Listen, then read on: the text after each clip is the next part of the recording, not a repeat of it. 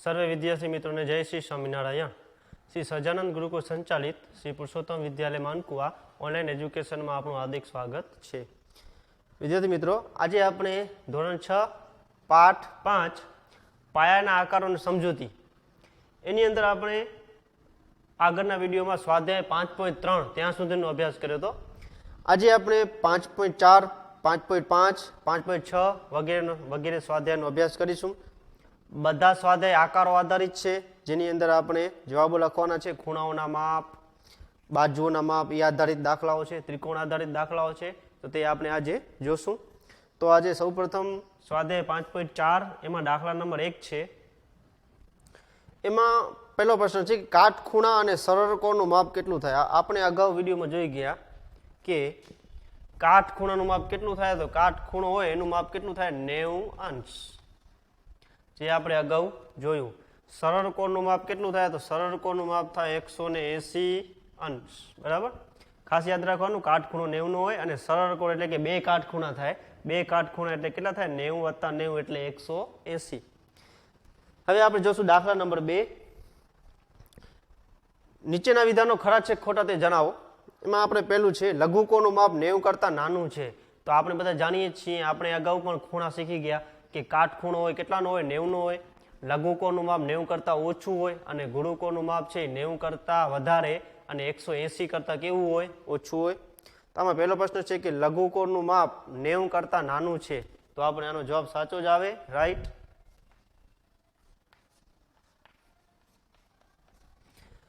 બીજું છે સરળ કોણનું માપ ગુરુકોણનું માપ 90 કરતાં નાનું છે। ગુરુકોણનું માપ 90 કરતાં નાનું છે, તો આ વિધાન કેવું છે, ખોટું। ગુરુકોણનું માપ છે 90 કરતાં કેવું હોય, હંમેશા વધારે જ હોય। પછી આપણે સી જોશું, સરળ કોણનું માપ 180 કરતાં વધુ હોય છે।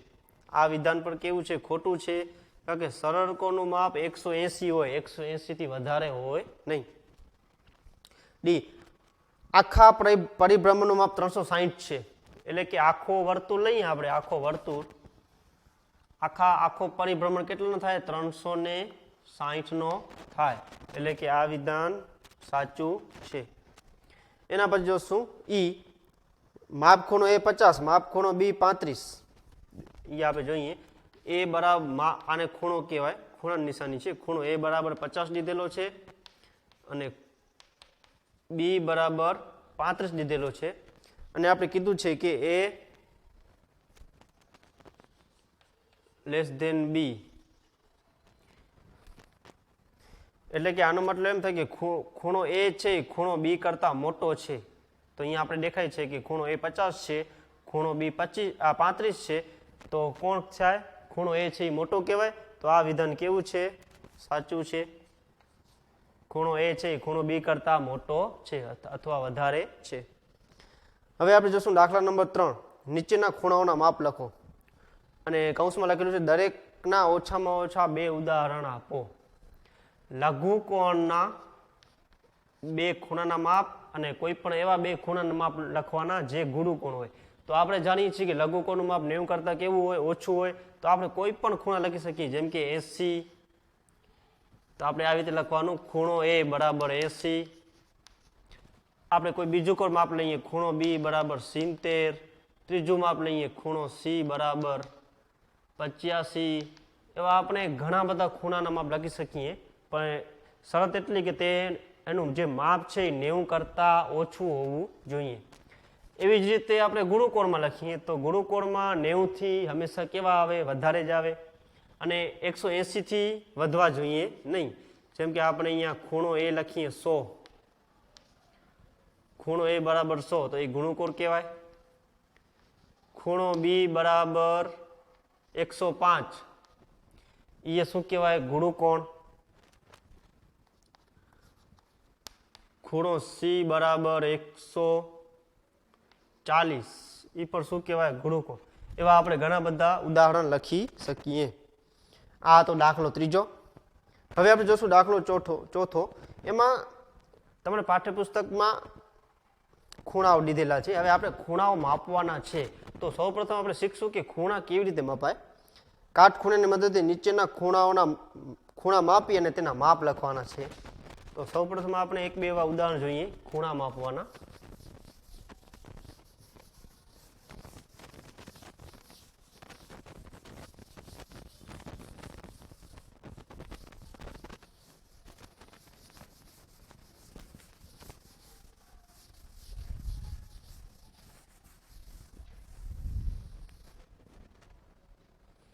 જેમ કે કોઈ ખૂણો આપેલો હોય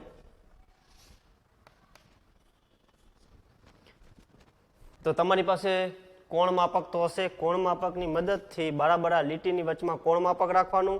આજે આ એનું કેન્દ્ર કહેવાય, તો અહીંયા આપણે કોણ માપકનું કેન્દ્ર પણ આપેલું હશે, ત્યાં આપણે કોણ માપક રાખવાનું. અને આપણે આમ ઉપર જોવાનું કે આ ઉપરની લીટી કયા ખૂણા ઉપર છે. તો અહીંયા આપણે જોઈ શકીએ છીએ કે ઉપરની લીટી છે 90 ઉપર છે. તો એનો મતલબ એમ થયો કે આ ખૂણો કેટલાનો હશે? 90 નો હશે. આ રીતે આપણે ખૂણો માપી શકીએ. આપણે બીજો એક ખૂણો જોઈએ. કોઈ આવો ખૂણો લીધેલો હોય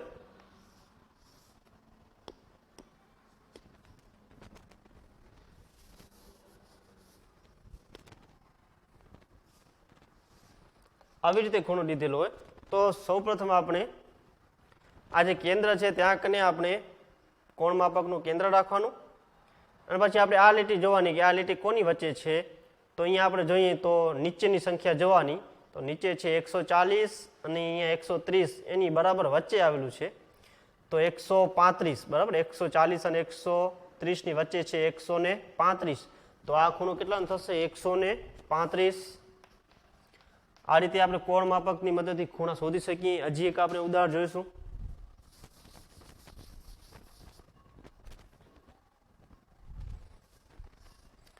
આવી રીતે લીધેલું હોય તો આપણે કોણ માપકનું જે આ કેન્દ્ર છે આપણે અહીંયા રાખશું ખૂણા કને. હવે આપણે નીચેલી સંખ્યા, અમે જે નીચે જે આંકડા હોય એ આપણે જોવાના છે. આ બાજુ ઉપરની સંખ્યા જોશું તો આપણે 120 નો ને એવો ખૂણો મળશે, પણ આપણે નીચેનું સંખ્યા જોઈએ તો અહીંયા 60 અને 50 ની વચ્ચે આપેલું છે. 60 અને 50 ની વચ્ચે જે લીટી છે એ કેટલાની આવે? 60 અને 50 ની વચ્ચે આવે 55. તો એનો મતલબ એમ થયો કે આ ખૂણો છે એ 55 નો છે. તો આ રીતે આપણે કોણ માપકની મદદથી ખૂણા શોધી શકીએ છીએ. તો વિદ્યાર્થી મિત્રો, તમારે પ્રયત્ન કરવાનો છે ખૂણા શોધવાનો. જેમ કે અહીંયા દીધેલા છે ખૂણા, તો આ ખૂણો છે એ 45 નો થાય છે, તમારે જોવાનું. બીજો ખૂણો છે એ 125 નો થાય છે. બીજો ખૂણો છે એ કેટલાનો થાય છે? 125. આ ત્રીજો ખૂણો છે એ થાય છે 90 નો. અને આપણે જે ચોથો ખૂણો છે એમાં 3 ખૂણા છે. આપણે આનું માપ શોધવાનું જે 60 જેવું હશે, પછી આનું માપ શોધવાનું છે જે 125 જેવું હશે, અને આપણે આ અહીંયાથી આપણે આમ માપીએ સીધી લીટીમાં તો એ 90 નો આવે. તો આ રીતે અલગ અલગ ખૂણાના માપ આપણે માપવાના છે. હવે એના પછી જોશું દાખલા નંબર 5. એમાં પણ બે ખૂણાઓ લીધેલા છે, ખૂણો A અને ખૂણો B. તો આપણે બે ખૂણાના માપ માપવાના છે. એમાં ખૂણો A છે એનું માપ 40 આવે છે અને ખૂણો B છે એનું માપ આવે છે 65. તો ખાલી પ્રશ્ન જ પૂછ્યો છે કે આમાંથી કયા ખૂણાનું માપ વધારે છે. તો આપણે કહીશું કે આમાં દાખલા 5માં ખૂણા B નું માપ વધારે છે. એ પણ તમારે કોણ માપકની મદદથી માપવું પડશે. એવી જ રીતે દાખલો 6 છે, એ પણ એમ જ છે. બે માપ સરખા લીધેલા છે, બે ખૂણા છે એ સરખા આપેલા છે. આવી રીતના જ છે બે ખૂણા, પણ એના માપ થોડાક અલગ આવશે. આપણે જોવાથી બે સરખા લાગશે, પણ આપણે કોણ માપકથી માપશું તો બંનેના માપ કેવા આવશે? અલગ અલગ આવશે. તો પ્રશ્ન છે કે આપેલા બે ખૂણામાંથી કયા ખૂણાનું માપ વધુ હશે? અનુમાન કરો. તો આપણે જો માપશું તો તેમાં તમને ખૂણો B નું માપ થોડુંક વધારે દેખાશે. તેનો જવાબ આવશે ખૂણા B નું માપ થોડુંક વધારે હશે. હવે એના પછીનો છે 7મો દાખલો. એમાં ખાલી જગ્યા છે કે એવો ખૂણો કે જેનું માપ કાટકોણ કરતા ઓછું હોય. તો આપણે અગાઉ શીખી ગયા એ જ પાછું છે ખાલી જગ્યા.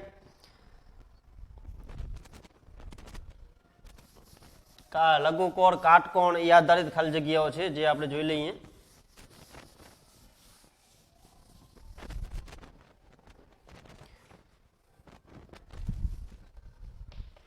દાખલા નંબર 7 એવો ખૂણો કે જેનું માપ કાટ ખૂણા કરતા ઓછું હોય, તો કાટ ખૂણો એટલે કે 90, 90 કરતા ઓછું હોય એને કયો ખૂણો કહેવાય? તો લઘુકોણ કહેવાય. લઘુકોણનું માપ 90 કરતા ઓછું હોય. પછી આપણે જોઈએ એવો ખૂણો કે જેનું માપ કાટ ખૂણા કરતા વધારે હોય. હવે કાટ ખૂણા કરતા વધારે કોનું માપ હોય? ગુરુકોણનું માપ હોય, કાટ ખૂણા કરતા વધારે હોય. પછી જોઈએ સી એવો ખૂણો જેનું માપ 2 કાટખૂણા જેટલું હોય. 2 કાટખૂણા એટલે કે 90 + 90, 90 + 9 એટલે કેટલા થાય? 180. 180 કોનું માપ છે? સરળ કોણનું. તો અહીંયા આવશે સરળ કોણ, એનું માપ 2 કાટખૂણા જેટલું હોય. હવે જોશું ડી, 2 ખૂણાના માપનો સરવાળો કાટખૂણા જેટલો હોય તો તેમાંનો દરેક ખૂણો ખાલી જગ્યા હશે. 2 ખૂણાઓના માપનો સરવાળો કાટખૂણા જેટલો હોય. કાટખૂણો એટલે 90, તો આપણે 2 ખૂણાનો સરવાળો કરવાનો અને 90 કરવાના છે. તો દરેક ખૂણો કેવો? લઘુકોણ જ હશે. 2 ખૂણાનું માપ કેવું હશે? 90 કરતા ઓછું જ હશે. જો 90 કરતા વધારે હોય અને આપણે 2 ખૂણાનો સરવાળો કરીએ, જેમ કે એક ખૂણાનું માપ 100 છે, બીજાનું માપ છે 95, તો 100 + 95 એટલે 195 થઈ જશે, જે વધી જશે. આમાં એવું પૂછ્યું છે કે 2 ખૂણાનો સરવાળો કાટખૂણા જેટલો જ થવો જોઈએ, એટલે કે 90 થવો જોઈએ. તો આપણે કહી શકીએ કે એક ખૂણો 45નો હશે, બીજો પણ 45નો હોઈ શકે. તો જે આ 45નો ખૂણો છે એ શેમાં આવે? લઘુકોણમાં આવે. તો આને કહીશું કે દરેક ખૂણો લઘુકોણ હશે. એ ખાસ ધ્યાન રાખવાનું. હવે છેલ્લી ખાલી જગ્યા છે એના જેવી છે, 2 ખૂણાનો સરવાળો સરળ કોણ જેટલો થાય છે. તો તેમાંનો એક ખૂણો લઘુકોણ હોય તો બીજો ખૂણો કયો હોય? એક લઘુકોણ હોય તો બીજો કેમાં આવે? ગુરુકોણમાં જ આવે. સરવાળો આપણે 180 કરવાનો છે. સરવાળો આપણે 180 કરવાનો હોય તો આપણે એક ગુરુકોણ લેવાનો. તો આપણે ગુરુકોણ લઈએ, જેમ કે 100, 180 માંથી આપણે એક ખૂણો લઈ લીધો 100, જે ગુરુકોણ છે. તો હવે વધ્યા 80, એ આપણે 80 લેવા પડે. 80 શેમાં આવે? લઘુકોણમાં જ આવે, જેનું માપ 90 કરતા ઓછું છે. તો એક ખૂણો લઘુકોણ ને બીજો ખૂણો ગુરુકોણ હોય. આ તો 7મો દાખલો. વિદ્યાર્થી મિત્રો 8મો દાખલો હોમવર્કમાં છે તમારે. એમાં પણ ખૂણા દીધેલા છે, એના મદદથી તમારે માપવાનું છે કે ખૂણાનું માપ કેટલું છે. હવે જોશું દાખલા નંબર 9. આકૃતિમાં ઘડિયાળના 2 કાંટા વચ્ચેના ખૂણા શોધો. હવે આપણે એ જોઈ લઈએ. કાંટા વચ્ચેના ખૂણા શોધવાના છે.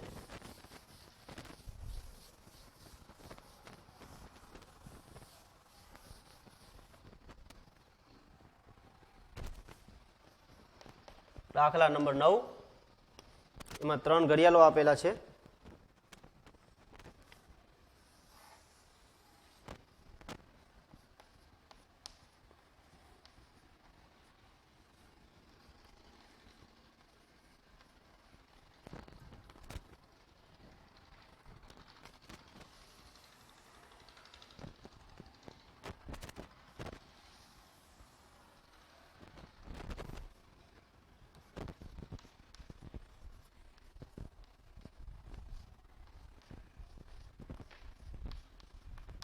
બીજું છે 12, 1, 2, 3, 4, 5, 6, 7, 8, 9, 10 અને 11. જે પહેલો ઘડિયાળ છે એમાં વાગા છે 9.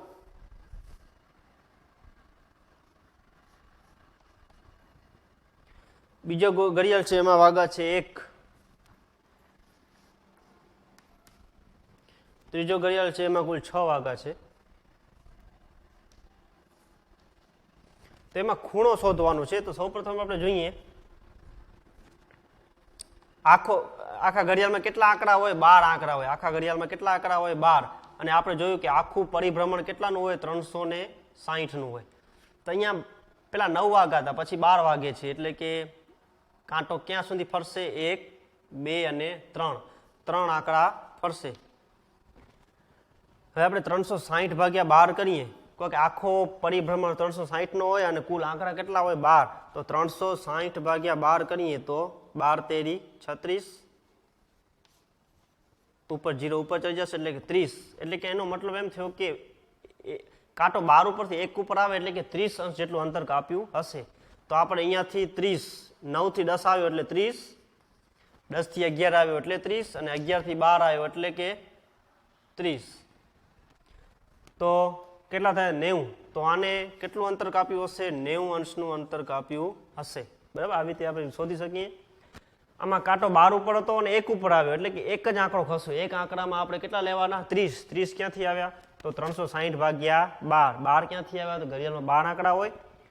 360 ક્યાંથી આવ્યા? તો આખું પરિભ્રમણ કેટલાનું હોય? 12 થી પાછો કાંટો 12 ઉપર આવે તો આખું પરિભ્રમણ કેટલાનું કહેવાય? 360 નું. તો આમાં આપણે ડાયરેક્ટ કહી શકીએ 30 અંશનું પરિભ્રમણ કાંટાએ કર્યું હશે. હવે અહીંયા આપણે 6 આંકડા છે. જો 1 2 3 4 5 અને 6 કુલ આંકડા છે 6 આંકડા. કાંટો 6 આંકડા ફર્યો છે. હવે કાંટો 12 ઉપરથી 1 આવે એટલે એક આંકડો ફરે તો કેટલા હોય? 30 અંશનો ખૂણો બનાવે. તો 6 આંકડામાં કેટલા? તો 6 ગુણ્યા 30 કરીએ તો 180 અંશ થાય. કેટલા થાય? તો આ કાંટો 180 અંશનું પરિભ્રમણ કર્યું હશે. એને આપણે લખી શકીએ 2 કાટખૂણા 180. આમાં એક કાટખૂણો એટલે કે 30 અને આમાં 3 આંકડા એટલે કે 90 અંશનો ખૂણો બનાવે છે. તો આ રીતે આપણે શોધી શકીએ છીએ. હવે દાખલો 10 છે કે તમે આકૃતિમાં ખૂણો 30 નું માપ દીધેલું છે એટલે કે ટેક્સ્ટ બુકમાં 30 અંશનો ખૂણો દીધેલો છે. હવે આપણે બિલોરી કાંતથી જોઈશું તો શું ખૂણો 30 માંથી ડબલ થઈ જશે અથવા વધી જશે? તો એનો જવાબ આવે છે ના. આપણે બિલોરી કાંતથી જોશું તો ખૂણો 30 નો જ રહેશે પરંતુ આપણે એ મોટો દેખાશે, બાકી ખૂણાનું માપ બદલાશે નહીં. તો આ એક આપણે સ્વાધ્યાય 5.4 નો અભ્યાસ કર્યો. હવે એના પછી જોશું સ્વાધ્યાય 5.5.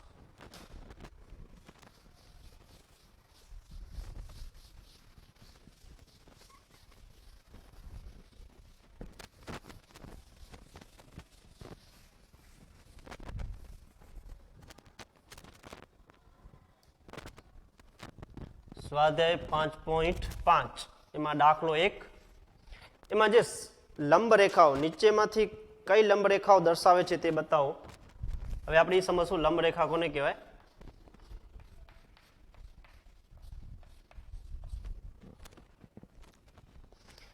ટેબલની સપાટી પાસેની બાજુઓ. હવે જાઓ તો ટેબલની ઉપરની સપાટી હોય એની આમ 4 બાજુઓ એકબીજાને અડે અને એકબીજા લંબ કહેવાય. જેમ કે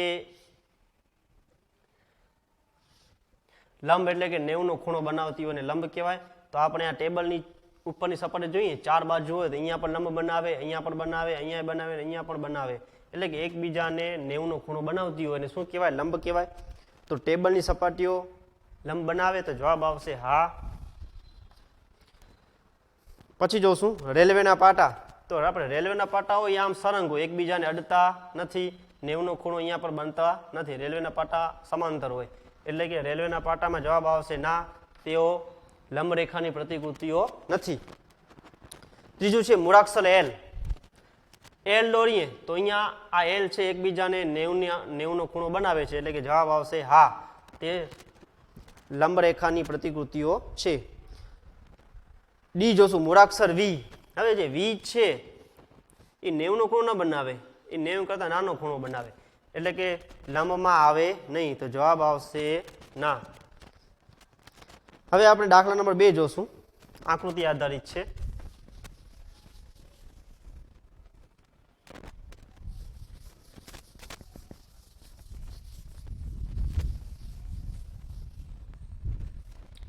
દાખલા નંબર 2 એમાં રેખાખંડ XY અને રેખાખંડ PQ, રેખાખંડ XY અને રેખાખંડ PQ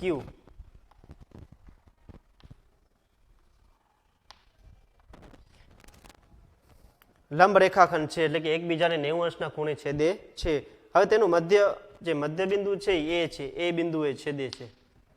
હવે આમાં બતાવવાનું એવું છે કે ખૂણો PAY નું માપ કેટલું હશે. ખૂણો PAY આનું માપ કેટલું હશે એ આપણે પૂછ્યું છે. તો આપણે આને કોણ માપકની મદદ વગર પણ કહી શકીએ કે આ લંબરેખા છે, લંબરેખાનું માપ કેટલું હશે 90 અંશ.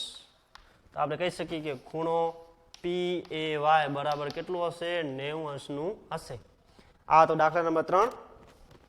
દાખલા નંબર 4 તમારી કંપાસ પેટીમાં 2 કાટખૂણિયા છે. તમારે બધાએ જોવાનું છે. તમારી જો નવી કંપાસ પેટી હશે તો એની અંદર 2 કાટખૂણિયા હશે, તેનું માપ તમારે કહેવાનું છે. તો તમે જોઈ શકો છો કે એમાં એક કાટખૂણાનું માપ હશે 30, 60 અને 90.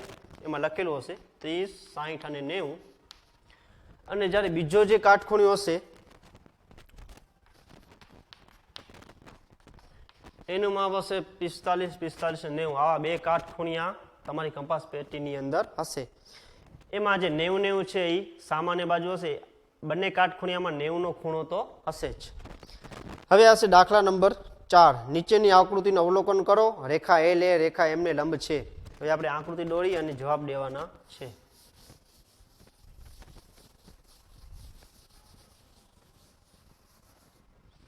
દાખલા નંબર 4.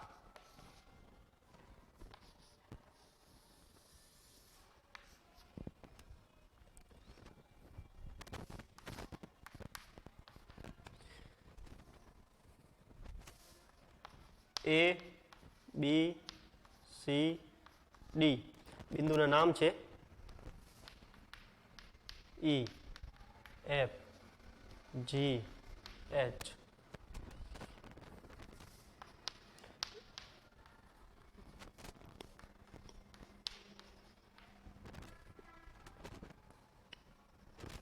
અહીંયા P બિંદુ છે. અહીંયા રેખાનું નામ લીધું છે રેખા L અને અહીંયા છે રેખા M. ગમે આપણે નામ દઈ શકીએ. આમાં દીધું છે રેખા એલ એ રેખા એમને લંબ છે એટલે કે અહીંયા રેખા એલ છે અને એમને શું છે લંબ. આ P બિંદુ છે. હવે અહીંયા પ્રશ્નોના જવાબ પૂછ્યા છે કે પહેલો પ્રશ્ન છે કે CE બરાબર EG. CE બરાબર EG એટલે કે આ બે સરખા છે કે નહીં તો આપણે જોઈએ. તો અહીંયા CE આયરા CE નું માપ કેટલું છે તો CD એટલે કે 1 એકમ અને આ બીજો એકમ તો આનું માપ છે 2 એકમ. હવે આપણે EG નું માપ જોઈએ તો EG આયરા આ 1 એકમ અને આ બીજું એકમ તો આ બંનેના એકમ બંને 2 એકમે છે તો જવાબ આવશે હા EG અને CE અને EG કેવા છે સરખા છે. પ્રશ્ન 2. PE એ CG નું વિભાજન કરે છે. પ્રશ્ન પૂછ્યો છે PE એટલે આ છે આ જે રેખા છે એ PE છે તે CG નું એટલે કે CG અહીંયા છે CG એનું વિભાજન કરે છે. વિભાજનને 2 ભાગમાં વિભાજન કરે છે તો જવાબ આવશે હા વિભાજન થાય જ છે. અહીંયા લંબ છે. ત્રીજું છે PE લંબ દ્વિભાજક બનતો હોય તેવા 2 રેખાખંડો શોધી કાઢો. PE વિભાજન કરતું હોય તો આ બધા ઘણા બધા રેખાખંડો મળશે. આપણે કોઈ પણ 2 નામ લખશું તો રેખાખંડ DG રેખાખંડ DG એનું પણ વિભાજન થાય છે. પછી રેખાખંડ CE એનું પણ વિભાજન થાય છે. આપણે કોઈ પણ નામ લખી શકીએ. DH પણ લખી શકીએ. એવા ઘણા બધા નામો લખી શકીએ જેનું અહીંયાથી વિભાજન થાય છે. અને છેલ્લું છે D એની અંદર જોવાનું છે સાચું કે ખોટું. AC less than FG. પછી એની અંદર બીજું છે CDGH. ત્રીજું છે BC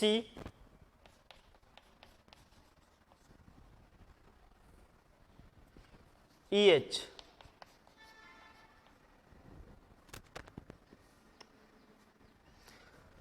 હવે AC કરતા FG નાના છે એવું આપણે બતાવવાનું છે તો આપણે AC નું માપ જોઈએ. AC નું માપ છે 1 અને 2 એકમ જ્યારે EG FG નું માપ જોઈએ તો FG નું માપ છે 1 એકમ એટલે કે આ વિધાન સાચું છે. FG છે 1 એકમ છે જ્યારે AC છે એ 2 એકમ છે એટલે કે FG છે એ આના કરતા કેવા કહેવાય નાના કહેવાય. હવે CD અને GH સરખા છે તો આપણે જોઈએ CD એટલે કે 1 એકમ છે અને GH પણ કેટલા છે 1 જ એકમ છે એટલે કે આ પણ સાચું છે. અહીંયા BC છે એ EH કરતા નાના છે એવું આપણે જોઈએ. BC નું માપ 1 એકમ છે જ્યારે EH નું માપ છે EH એટલે કે આરા E અને અહીંયા છે H એટલે કે આપણે 1 એકમ 2 એકમ ને 3 એકમ તો આ પણ વિધાન સાચું છે. તો આપણે સ્વાધ્યાય 5.5 ના 4 દાખલા જે આપણે જોયા. હવે એના પછી આવે છે સ્વાધ્યાય 5.6 એ પણ ત્રિકોણ આધારિત છે દાખલા. સ્વાધ્યાય 5.6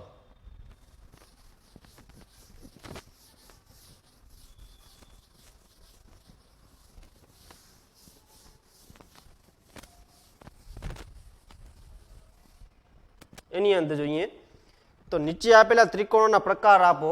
નીચે આપેલા ત્રિકોણના પ્રકાર જણાવો. ત્રિકોણના માપ લીધેલા છે, તેના ઉપરથી આપણે જણાવવાનું છે કે આ ત્રિકોણ કેવા છે.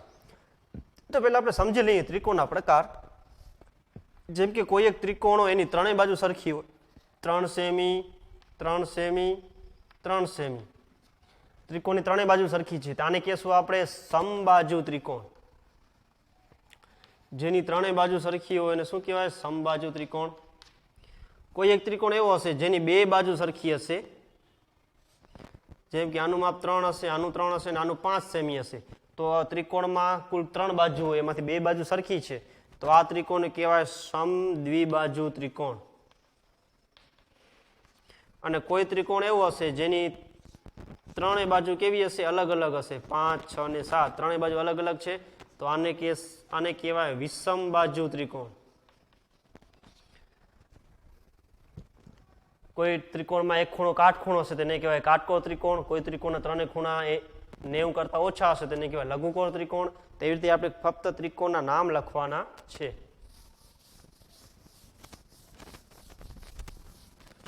તો આપણે જોશું દાખલા નંબર 1. એની અંદર માપ લીધેલા છે 7, 8 અને 9. 7 સેમી, 8 સેમી અને 9 સેમી. આ ત્રિકોણનો પ્રકાર જણાવવાનો છે. બીજું છે ત્રિકોણ એબીસીમાં 8.7, 7 અને 6. 8.7, 7 અને 6 સેમી. પછી આપણે જોશું સી. ત્રિકોણ પીક્યુઆરમાં પીક્યુ, ક્યુઆર અને પીઆર ત્રણેયનું માપ છે 5 સેન્ટીમીટર. પછી જોશું ડી. તો ત્રિકોણ ડીએફમાં ખૂણો ડી બરાબર 90 છે. એમાં ખૂણાનું માપ લીધેલું છે. ખૂણો ડી છે એ 90 અંશનો છે, બીજા માપ લીધેલા નથી. પછી છે ઈ. ઈમાં છે એક ખૂણો 90નો છે, જે ખૂણાનું માપ લીધેલું છે ખૂણો વાય 90નો છે. એક્સ વાય બરાબર વાય ઝેડ આવી રીતે લીધેલા છે. આનો પણ આપણે ત્રિકોણનો પ્રકાર જણાવવાનો છે. પછી જોશું એફ. એફમાં લીધેલું છે ખૂણો એલ 90, એમ 70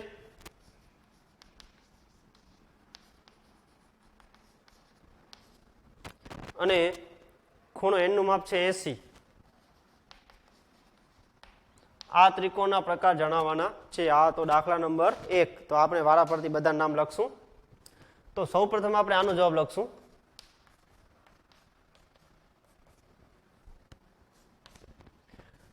અહીંયા જોઈએ તો એક ત્રિકોણની 3 બાજુ હોય, એમાં એક બાજુનું માપ 7 છે, બીજાનું 8 છે અને ત્રીજાનું 9 છે, તો આ શું કહેવાય? વિષમબાજુ ત્રિકોણ.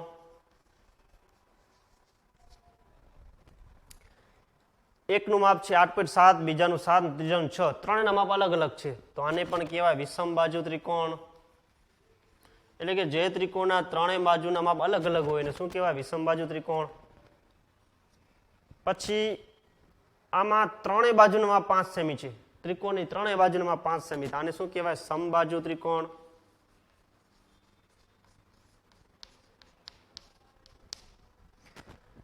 અહીંયા ખાલી એક જ ખૂણાનું માપ લીધું છે 90, તો આને કહેવાય કાટકોણ ત્રિકોણ.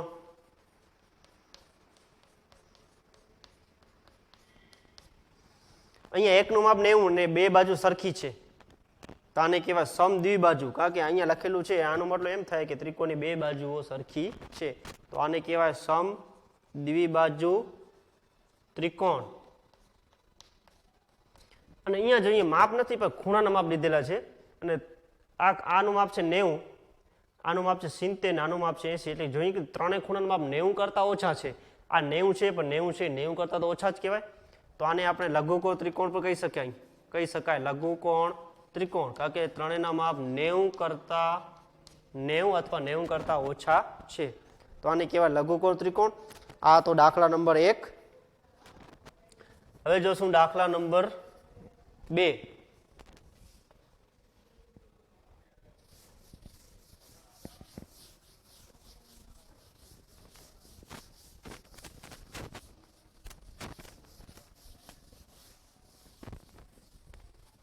દાખલા નંબર 2 જોઈએ. તેમાં જોડકા જોડવાના છે, જે હું જવાબ બોલું છું તમારે સાંભળવાના છે.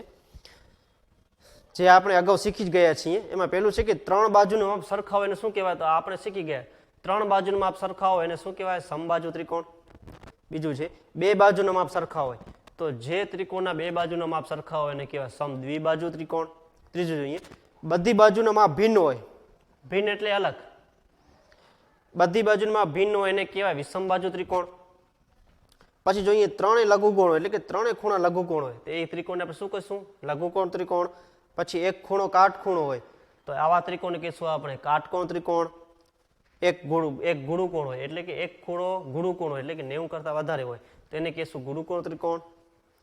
2 બાજુ સરખી અને એક કાટખૂણો હોય કે 2 બાજુ સરખી હોય અને એક કાટખૂણો હોય તો એને કે સમદ્વિબાજુ કહેવાય અને કાટખૂણો ધરાવતો સમદ્વિબાજુ ત્રિકોણ એમ પણ કહેવાય. તો આ હતા જોડકા. હવે આપણે જોશું દાખલા નંબર 3 જે તમારે હોમવર્કમાં છે. આપણે એક આકૃતિ તમને સમજાવું. દાખલા નંબર 3 આ જોડકા હતા જે આપણે શીખી ગયા. દાખલા નંબર 3માં તમારે પાઠ્યપુસ્તકમાં આકૃતિઓ આપેલી છે, એના માપે દીધેલા છે. એના આધારે તમારે કહેવાનું છે કે આ કયો ત્રિકોણ છે. જેમ કે એક ત્રિકોણ છે, આવી રીતે એક ત્રિકોણ દીધેલો છે, એનું માપ દીધેલું છે 8, 5 અને 5. આવી રીતે માપ દીધેલું છે. 3 ખૂણા લઘુકોણ છે. તો આને તમે શું કહેશો? સૌપ્રથમ જોવાનું કે આ બંનેની બાજુ સરખી છે એક એટલે કે આ સમદ્વિબાજુ ત્રિકોણ છે અને 3 ખૂણા કેવા છે? લઘુકોણ છે, 90 કરતાં ઓછા છે. તો આને આપણે કહેશું કે આ સમદ્વિબાજુ ત્રિકોણ છે અને લઘુકોણ ત્રિકોણ પણ છે. તો આને આપણે આ રીતે આપણે કહી શકીએ. તો તમારે આકૃતિ જોઈ અને જવાબ લખવાના છે. હવે આપણે જોશું દાખલા નંબર 4. હવે અહીંયા દિવાશ્રીની મદદથી ત્રિકોણ બને કે ન બને એ આપણે જોશું. જેમ કે 3 દિવાશ્રી હોય, 3 દિવાશ્રીની મદદથી આપણે ત્રિકોણ બનાવી શકાય. બરાબર?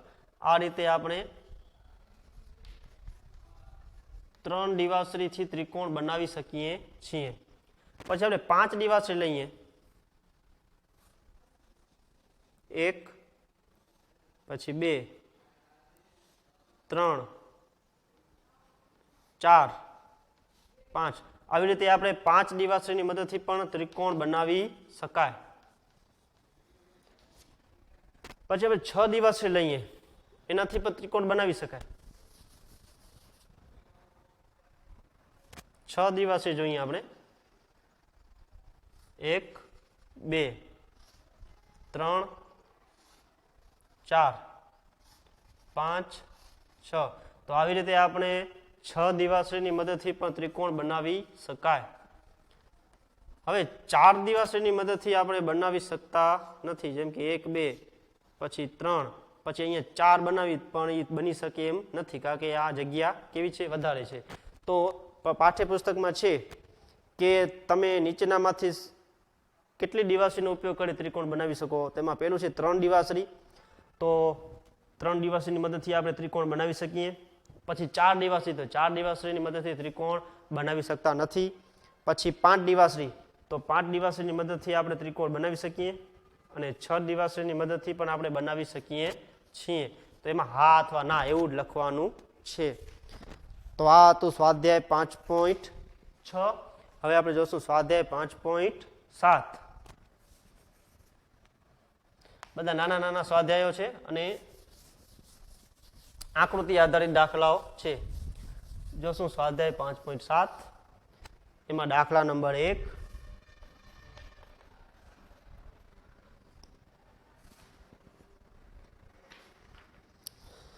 એમાં નીચેના વિધાનો ખરા છે ખોટા તે આપણે કહેવાનું છે. એમાં પહેલું છે લંબચોરસનો દરેક ખૂણો કાટખૂણો છે. તો હવે આપણે લંબચોરસ દોરી અને સમજશું.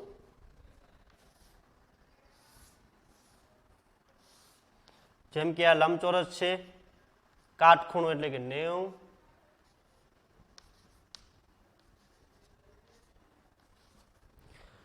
પછી છે કે લંબચોરસનો દરેક ખૂણો કાટખૂણો છે. તો અહીંયા જવાબ છે સાચું. જવાબમાં આવશે સાચું. બધા ખૂણા કેવા છે? કાટખૂણા. પ્રશ્ન 2. લંબચોરસની સામસામેની બાજુની લંબાઈ સરખી હોય. તો લંબચોરસની સામસામેની બાજુ કેવી હોય? હંમેશા સરખી હોય. તો એમાં પણ આવશે સાચું. ત્રીજું જોઈએ ચોરસના વિકર્ણો એકબીજાને લંબ હોય છે. તો આપણે ચોરસ દોરીને સમજીએ.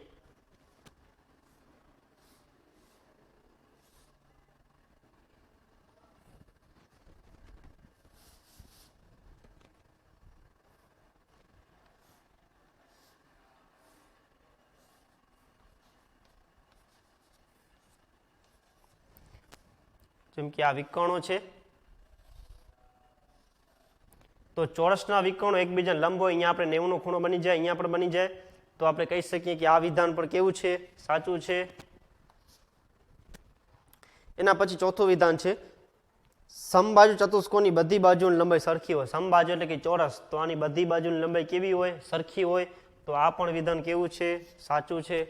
એના પછી સમાંતર બાજુ ચતુષ્કોણની બધી બાજુની લંબાઈ સરખી હોય છે, તો આ વિધાન ખોટું છે, કારણ કે સમાંતર બાજુની બે બાજુની સામસામેની બાજુની લંબાઈ સરખી હોય, બધી બાજુની લંબાઈ સરખી હોતી નથી, તો આ વિધાન છે ખોટું. એના પછી છેલ્લું, સમલંબ ચતુષ્કોણની સામસામેની બાજુ સમાંતર હોય છે, તો આ વિધાન પણ ખોટું છે. સામસામેની સમાંતર બાજુ સમલંબ ચતુષ્કોણ હોય, સમલંબ એની ફક્ત એક જ જોડ સરખી હોય, બધી જોડ સરખી હોય નહીં, એટલે કે આ વિધાન પણ ખોટું છે. હવે આપણે જોશું દાખલા નંબર 2. દાખલા નંબર 2 માં છે નીચેના માટે કારણ આપો. એમાં કારણ દેવાના છે. પહેલું છે કે ચોરસને વિશિષ્ટ લંબચોરસ કહી શકાય. પ્રશ્ન છે ચોરસને વિશિષ્ટ લંબચોરસ કહી શકાય. તો આપણે લંબચોરસની સામસામેની બાજુ સરખી હોય, એના ચારે ખૂણા કાટખૂણા હોય. જ્યારે ચોરસની બધી બાજુ સરખી હોય અને ચારે ખૂણા પણ કેવા હોય, કાટખૂણા હોય. જો આની બધી બાજુ સરખી થાય તો આને પણ આપણે લંબચોરસ કહી શકાય. બીજું છે લંબચોરસને સમાંતર બાજુ ચતુષ્કોણ કહી શકાય. તો સમાંતર બાજુ ચતુષ્કોણ હોય એની સામસામેની બાજુ સરખી હોય, જ્યારે આની પણ સામસામેની બાજુ કેવી હોય, સરખી હોય. સમાંતર બાજુ ચતુષ્કોણના બધા ખૂણા કાટખૂણા હોય, આના પણ બધા ખૂણા કાટખૂણા હોય, એટલે કે આપણે કહી શકીએ કે લંબચોરસ છે એ સમાંતર બાજુ ચતુષ્કોણ છે. ત્રીજું, ચોરસને વિશિષ્ટ સમબાજુ ચતુષ્કોણ કહી શકાય. તો જે સમબાજુ ચતુષ્કોણ હોય એની બધી બાજુઓ સરખી હોય, ચોરસને પણ બધી બાજુ સરખી હોય, એટલે કે આપણે તેને સમબાજુ ચતુષ્કોણ કહી શકીએ. એના પછી જોશું ચોરસ, લંબચોરસ, સમાંતર બાજુ ચતુષ્કોણ એ બધા ચતુષ્કોણ છે. તો ચતુષ્કોણને કેટલા ખૂણા હોય? ચતુષ્કોણને કુલ 4 ખૂણા હોય, જ્યારે આપણે આના પણ 4 ખૂણા છે, 4 બાજુઓ છે, એટલે કે આપણે તેને ચતુષ્કોણ કહી શકીએ છીએ. એના પછી જોશું ચોરસ પણ સમાંતર બાજુ ચતુષ્કોણ છે. ચોરસ છે, ચોરસને 4 બાજુ હોય, સમાંતર બાજુ ચતુષ્કોણને પણ 4 બાજુ હોય, તો એના 4 ખૂણા હોય, આને પણ 4 ખૂણા હોય. હવે આને આપણે 4 ખૂણા સરખા કરીએ તો એને પણ આપણે ચોરસ કહી શકીએ છીએ. તો આ તો દાખલા નંબર 2. હવે દાખલા નંબર 5 છે, એમાં બહુકોણ છે. તો બહુકોણ કોને કહેવાય? જે વધારે ખૂણા ધરાવતા હોય, બંધ આકૃતિ હોય, બાજુઓ સરખી હોય, એને આપણે બહુકોણ કહીએ. જેમ કે ત્રિકોણ છે એ બહુકોણ છે, કારણ એની અંદર 3 ખૂણા છે. કોણ એટલે ખૂણો, ત્રિકોણ બહુકોણ છે.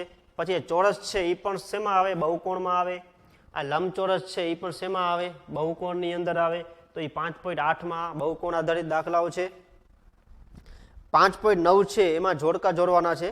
જેમ કે શંકુ આકાર, લંબઘન આકાર, નળાકાર, પિરામિડ, એના જોડકાઓ આવે છે. અને છેલ્લે છે કયો આકાર છે એ ઈંટનો આકાર કેવો હોય? મીઠાઈના લાડુનો. તો મીઠાઈનો લાડુ છે એ ગોળાકાર હોય. પછી ઈંટનો આકાર છે એ લંબઘન આકાર આવે. આવી રીતે લંબઘન આકાર. પછી જે છે તમારા સાધનની પેટી એટલે કે કંપાસ પેટી, એનો આકાર ઈંટને મળતો આવે, એટલે કે એને આપણે લંબઘન આકાર કહીશું. પછી ડિબાશ્રીની પેટી એ પણ લંબઘન આકારની હોય, જે તમે બધા જોઈ હશે. પછી રોડ જે આવે, રોડને સમતલ કરવાનું, એ પણ કેવો આકાર હોય? ગોળાકાર, નળાકાર જેવો. નળાકાર એટલે ગોળાકાર આકાર કહેવાય. એવી રીતે આપણે પ્રકરણ 5 પાયાના આકારોની સમજૂતી, એમાં આપણે ઘણા બધા સ્વાધ્યાયોની ચર્ચા કરી. હવે પછીના વિડીયોમાં આપણે નવા પ્રકરણ સાથે મળીશું. અમારી SSGM ચેનલને લાઇક કરો, શેર કરો, સબસ્ક્રાઈબ કરો. ત્યાં સુધી સૌને જય શ્રી સ્વામિનારાયણ.